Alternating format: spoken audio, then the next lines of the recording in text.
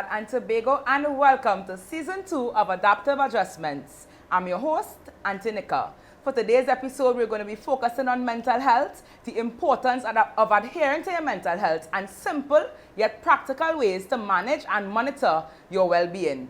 On today's show, we have with us Nurse Joefield, a registered mental nurse, right? She's also a registered general nurse, and she's been working out in the community. But before we go into these mental health topics, let me just share a bit about myself. My name is Anika Joseph. I'm also a registered mental nurse, a certified mediator, and founder of the youth empowerment organization, Children's in Action. Right? So today we're going to be discussing mental health.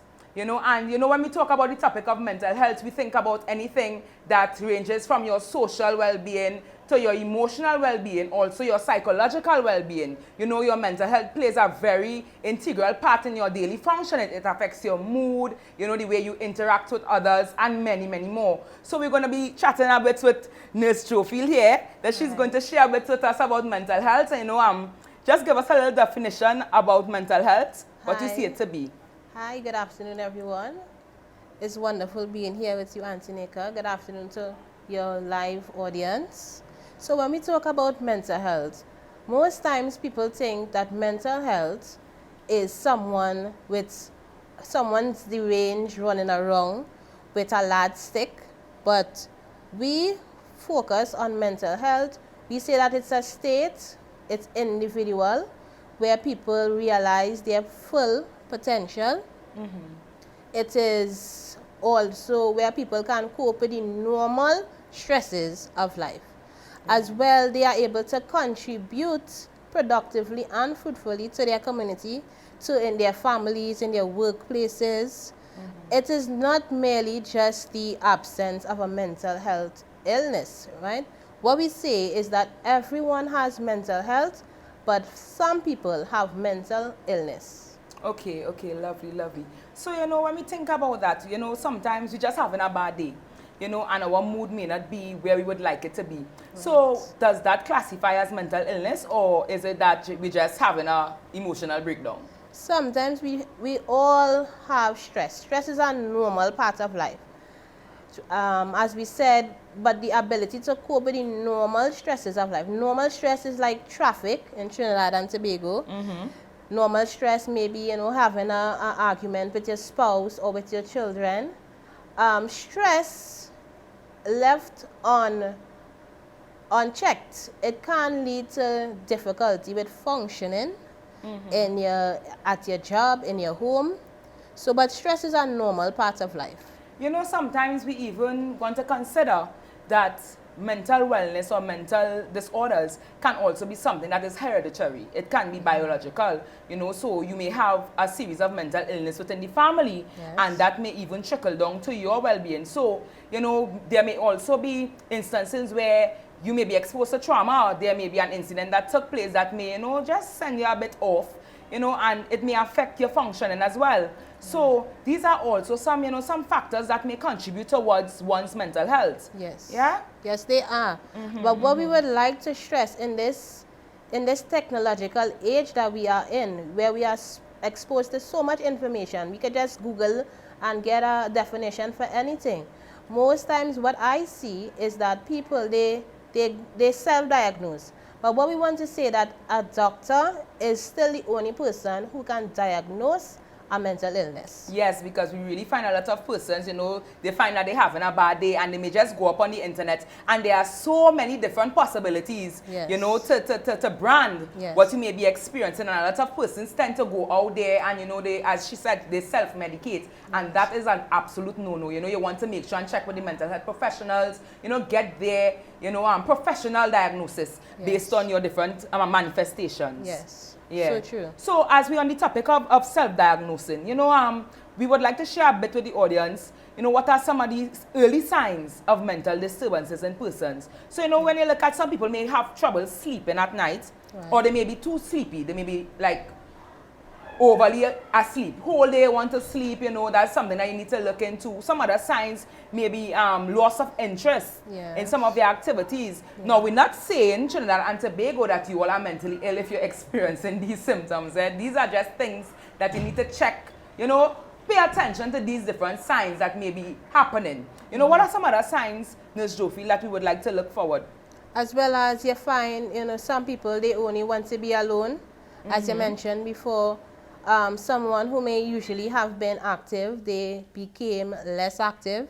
You know, activities that they would have enjoyed before, they find that they don't even have the energy to want to do it. As well as we talk about if you have, like, let's say a mom.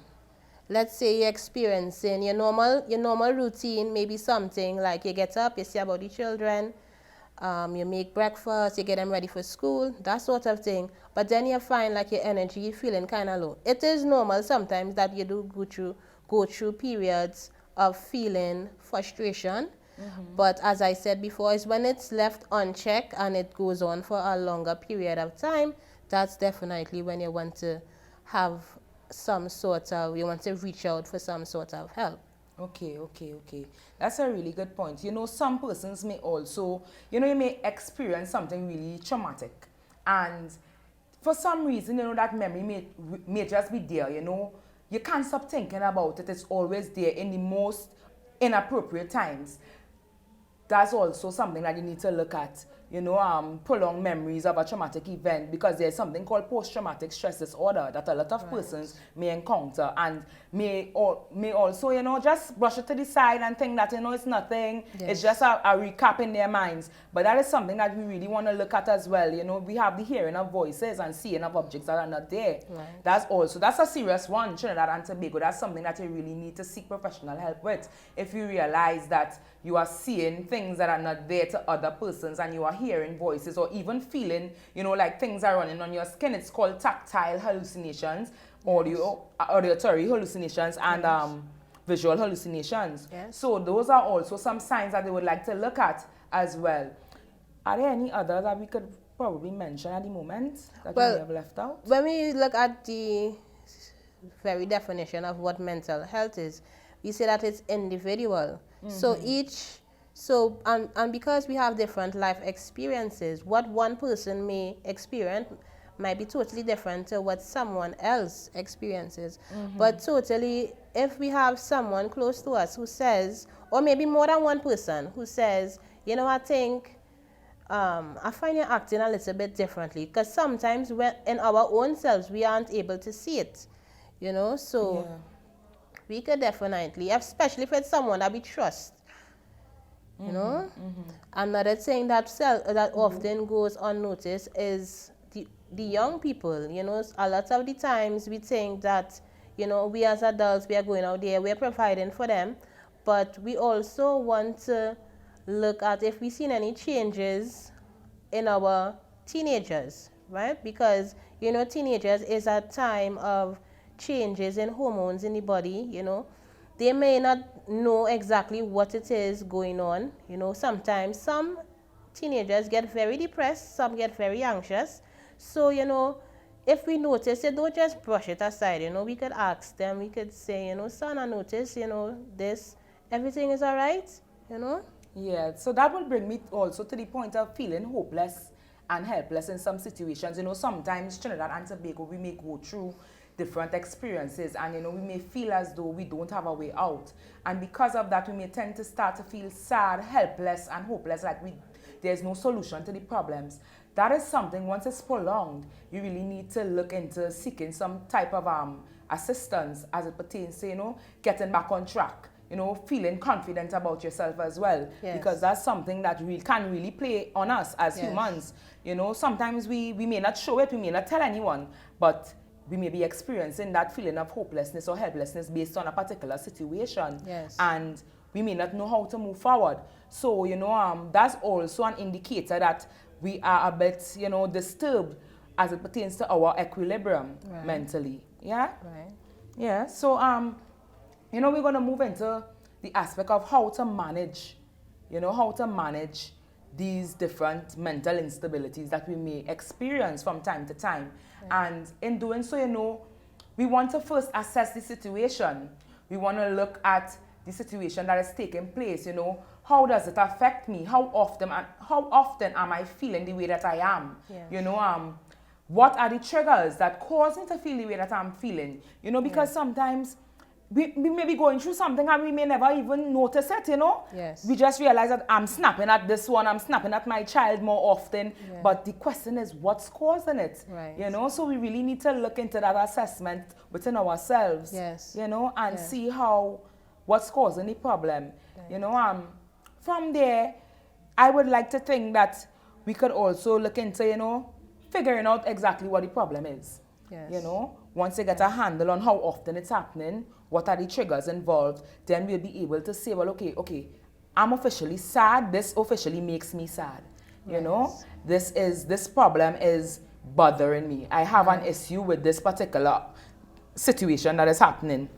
You know, from there now, we would want to plan it out. How are we going to deal with this? Yes. You know, how are we going to correct this problem? You know, so does it mean that you now have to change your environment? Does it mean that you need to go out and seek professional help? Does it mean that you need to speak to a pastor to reach out to someone? Yes. You know, because as we say the topic of reach out, how important is the aspect of reaching out? Well, I would say that it's very important. You know, when we look at some statistics tell us that 1 in 4 persons will experience a mental health issue within their lifetime. So let's look at it in this way. Our viewing audience, let's think about it as your household. If there are 4 members in your household, the statistics tells us that 1 in 4 persons will experience some challenge with mental health, right? So when we think about that, I would say reaching out is very important, because when we reach out, a lot of times when we have different challenges, we think to tell ourselves, you know, don't bother anybody else. You know, they don't really want to hear about that. People have their own problems. Sometimes, as Auntie Nika just shared, identifying the problem is key. Once you identify it, sometimes when we are doing counseling, we might ask a question. If someone says that I feel sad, I might ask, so how long now if you can number it, how long now are you feeling sad? They might say probably 1 month ago, and I will ask a question.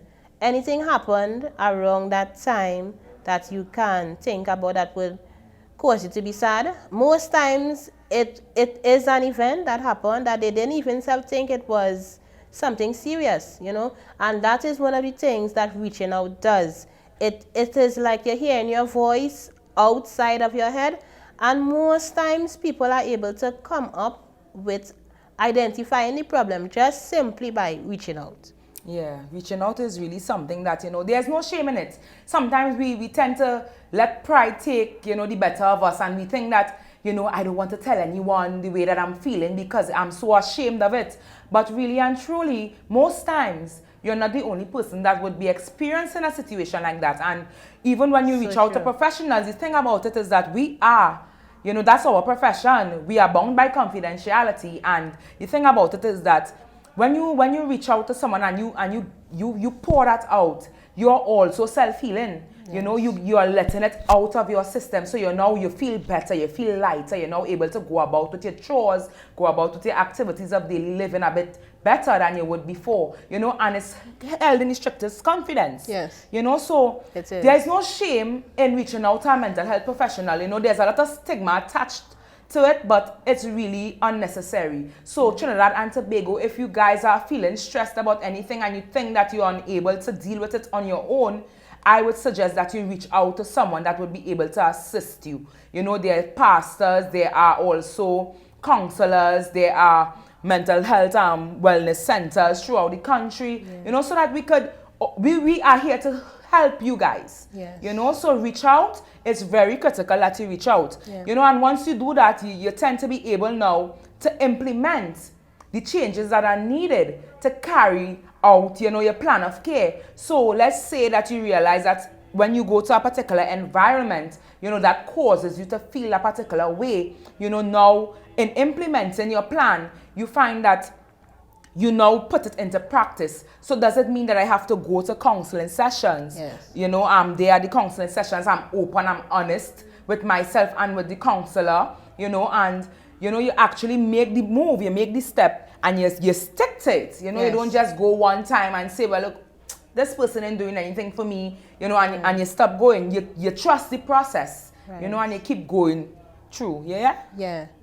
One thing I always compliment and I commend people, stigma, as you rightly said, Antonika, is a big part of why people don't seek out help. But I say, if you feel like, if you know, you have a really bad headache, or you have some part of your body that's giving you pain, you are going to look after it. And it's the same thing that we need to do with our mental health. So when I see people come forward and they ask about our services, I always compliment them about taking that step towards looking after your mental health. We don't always want to see them or see you all at the end of a mental breakdown, you know. We find that people have lots of questions about mental health, but they just, because of the taboo and the stigma associated with mental health, nobody really wants to look after it. But definitely it's something that you should look into. Yes, I agree. I totally agree. You know, and once you continue and you go through the steps and you go through the process, you know, you come to the evaluation stage where you are now able to measure and look at the amount of results that you would have acquired. You know, I was sad 2 weeks ago. Now I feel better about myself. Now I'm able to cope well. I'm able to interact with persons a bit more. I'm able to resume in activities that I once enjoyed. Yes. You know, so once you are able to evaluate yourself, you know, then you're able to move forward. You're able to have a handle in future. If something is to occur again, you would be able to say, hey, this is the problem. Right. This is what I'm going to do about it. Right. I'll get it done, and then I'll check back to see, you know, how is it working for me. Right. You know, so, you know, dealing with mental disturbances is just like dealing with everyday life. There is nothing really extravagant about it. You know, the way you would get up and you would plan what clothes you're going to wear to an outing. You know, what am I going to wear today? How am I going to comb my hair? It's the same process. You know, you're just doing it towards yourself and towards your health. Right. You know, so you get up on a morning, you plan what am I going to wear, you get it, you actually take out the clothes, that's the implementation stage, you bathe, you change your clothes, you dress up nice, you put it on, you know, you go out there, you shine, and then you come back and you evaluate, how was my day? Yes. You know, so it's pretty basic, but you know, once we don't practice it, it would seem difficult. Right. Yeah, so we're going to open the lines for persons to call with any questions that they may be having at this time. You know, you can feel free to call at 225-9790. That's 225-9790. If you have any questions for us as it pertains to maintaining your mental health or anything at all, we're open for that. So, Ms. Joefield, I know you work a lot in the community. Yes, I do. You know, and can you share a bit of your experience there? What is it like working out in the community? Because, you know, some of us work in the hospitals, you know, and in the hospitals there's a routine, you know, that we follow, and, you know, we have a predictable, you know, sense of things. But out there in the community, I mean, any day, anything could happen. Yeah. You know, I think it's pretty exciting. So could you tell us a bit about it? Well, it's definitely exciting. You know, just as we waiting for the phone to ring, you all don't forget to give us a call. It's the same as when I hear the phone ringing in work, or when I see someone come through the door. And we know that we are facing a difficult time right now in the world with this pandemic. And every day that I have that opportunity to go out there and make a difference and help at least one person, you know, it really makes for joy for me, you know. And I think psychiatry, working in psychiatry, really makes you thankful, you know, because mental illness is not something that can be choose. You know, it's not something that we choose, and it happens, and the sun doesn't stop going down or raising up in the morning, and we have to go on. You know, families are affected, individuals are affected, communities are affected. But my work in the community, I do enjoy it. I enjoy it very much because our population is one of the more vulnerable in society. You know, and sometimes even myself, like when I go to other institution, and sometimes the service that is meted out to individual ones of us, I make sure when I go back to my clinic, I ensure that my clients do not have to put up with any kind of what is the word I want to use? Victimization.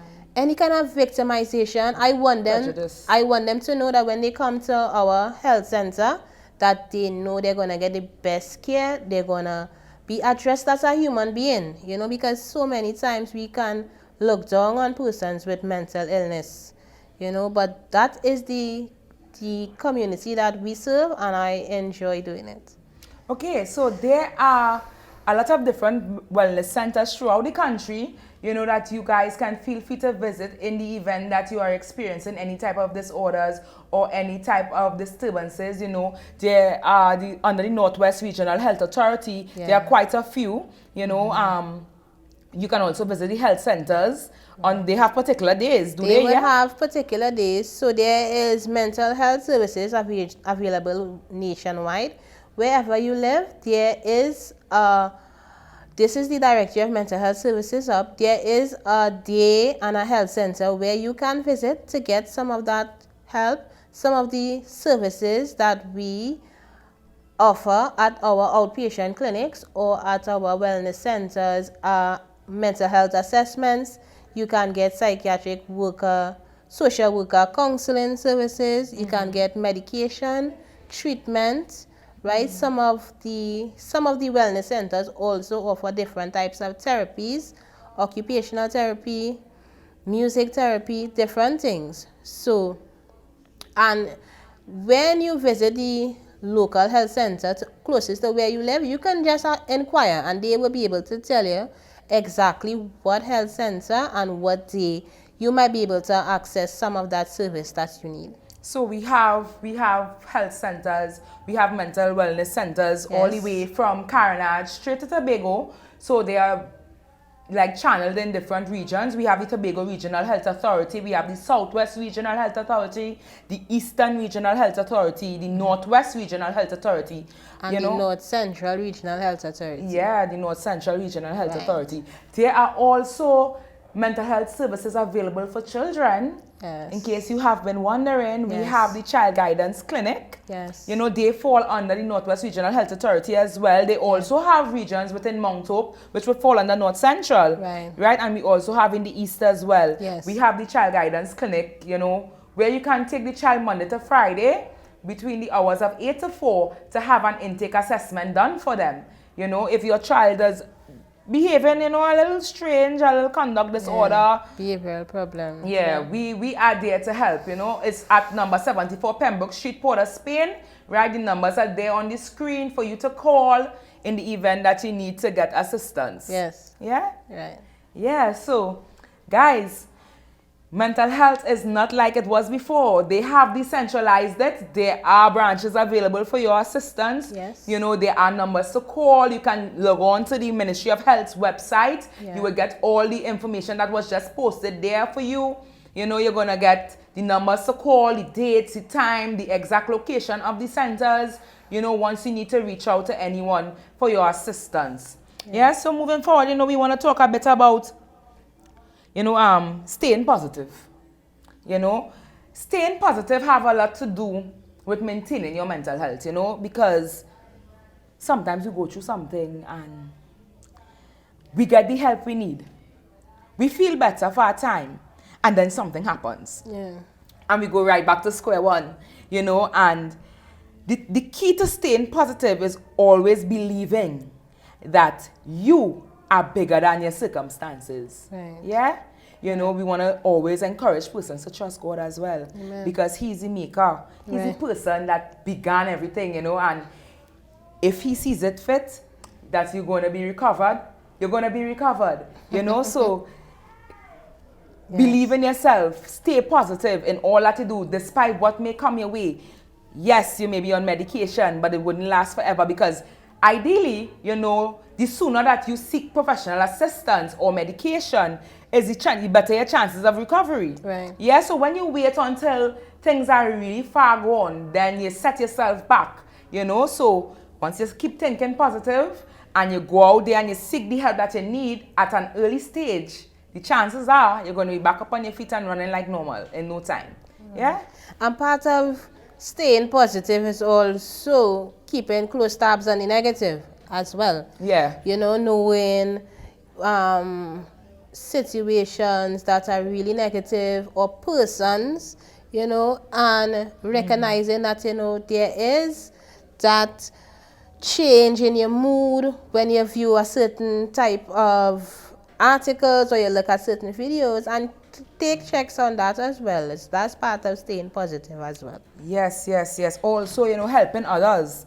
That's something that you want to factor into consideration, because you don't want to be selfish about it. If it is, you know, someone that's going through something, you reach out and you help them. And by helping them, it will help you, you know, to feel better about yourself. So, you know, you want to help others, you want to stay positive, you want to keep connecting with the persons that would have assisted you throughout whatever disorder you would have been experiencing, you know, and you want to get the necessary help that you need. And as Nurse Joefield said, you keep abreast with what's happening in your environment. You know, how is this impacting my life? Should I stay away from it? You know, and you make that positive, firm decision to keep away from whatever negative element that may be contributing towards your mental instability. You know, so just to recap on what we would have done today, you know, today we would have spoken about mental wellness, you know, mental illness, mental health on the whole. Yeah. You know, we would have also touched on some of the key factors that contribute towards your mental stability, your mental instability, and ways in which you could manage, you know, a better outcome. You know, hold on to the coping mechanisms. Always try to adapt positive coping mechanisms, Trinidad and Tobago. Not every mechanism that you would use to cope would be that of a positive one, you know? Right. So I want to thank you, Ms. Joefield, for being on our show today. And it was a pleasure having you on board with us. You know, I want to thank the listening audience, you know, for being patient with us and for tuning in as well. You know, and in the future, you can feel free to email us at adaptiveadjustments@outlook.com. You know, also feel free to go onto our channel on YouTube, Adaptive Adjustments with Auntie Nika on YouTube. Also our Facebook page, Adaptive Adjustments with Auntie Nika, as well as Children's in Action Youth Empowerment Organization, our Facebook page as well. You know, feel free to call me if you all need to consult about any issues that you may be having at 309-9288. That number again is 309-9288. So once again, I want to thank you for being a part of the show. Thank you, Trinidad and Tobago, for tuning in. You know, and I'm your host, Auntie Nika. See you on our next episode.